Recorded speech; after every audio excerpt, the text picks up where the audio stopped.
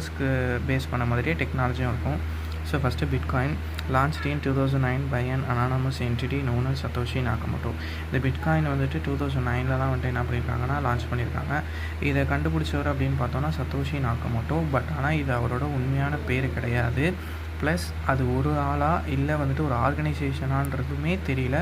அதை கண்டுபிடிச்சவரும் பார்த்தோன்னா பீப்புளாக வந்துட்டு சொல்கிறது யார் அப்படின்னா சத்தோஷி நாகமோட்டோ அப்படின்னு சொல்கிறாங்க. Bitcoin is the first and most widely recognized crypto. It introduced the world the concept of a decentralized peer-to-peer electronic cash system that operates on a technology called the blockchain.